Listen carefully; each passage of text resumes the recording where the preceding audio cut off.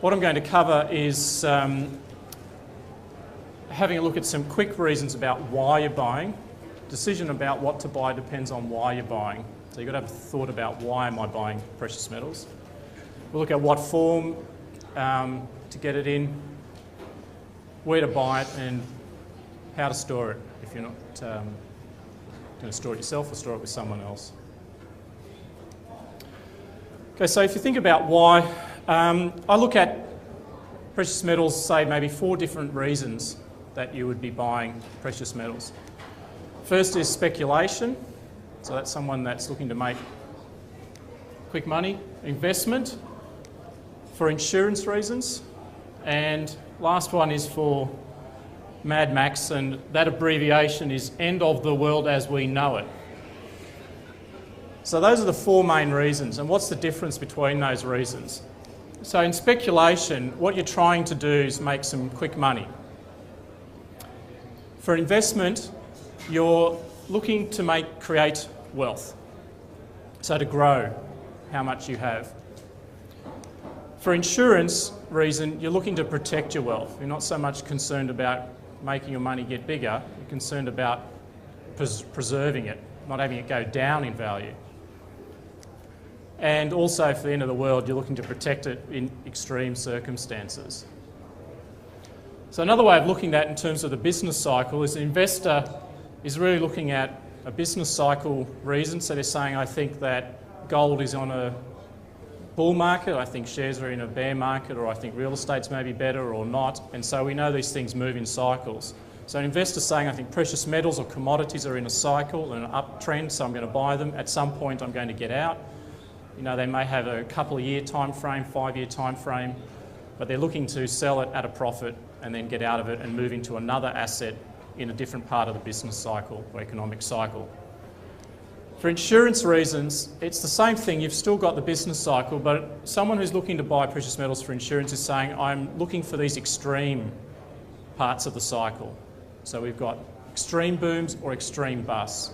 So I'm looking to protect my wealth in those extreme ends of the cycle. The cycles can be moderate, you can have big recessions and small recessions.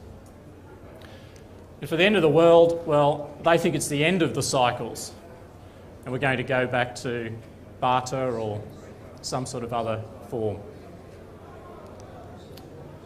Okay, there's lots of different products to buy, ways that you can get exposure to precious metals. The first 4 are non-leveraged ways. So that means that the investment that you buy moves with the gold price. The gold price goes up 10%, your investment goes up 10%. The last 3 are leveraged. So they move in a more aggressive fashion. So if the gold price goes up 10%, they may go up 20% in value, or they may decline by 20%. And so miners also have other economic factors involved in the business manager, the management team, and futures contracts for difference. Online FX trading platforms normally offer leveraged forms. I'm only going to be talking about the top 4. I'm not going to talk about the leveraged ones. That's starting to get a lot more complex, and you really probably should get financial advice in those things because there's a lot more risk involved. So I'm just going to talk about the first 4 today. So there's some bars from the Perth Mint.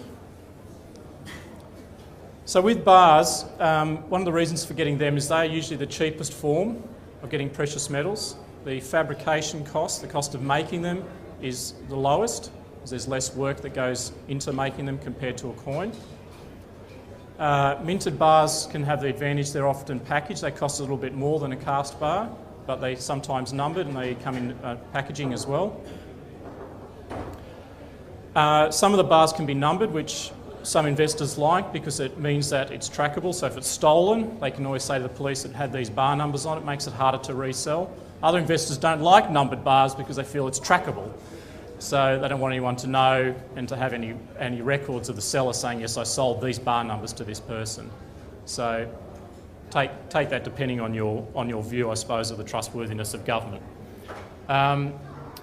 In terms of what sort of bars to buy, I've got 2 websites there. The first one is the London Bullion Market Association, and any bar brand or anything made by someone listed on that is absolutely accepted by all bullion dealers and traders. You won't have a problem reselling it back. Gold Bars Worldwide also has a list of all sorts of bars around the world, and generally anything on that would also be accepted. So, I mean, mostly the bars in Australia, there's 3 or 4 brands that are traded, but you may come across occasionally, you know, a cheaper bar and it's an unusual brand or made by a different manufacturer. If you're not sure, you can always check that list to see if they're on there. If they're not on that list, I really wouldn't look at it. It's a bit more of a risk.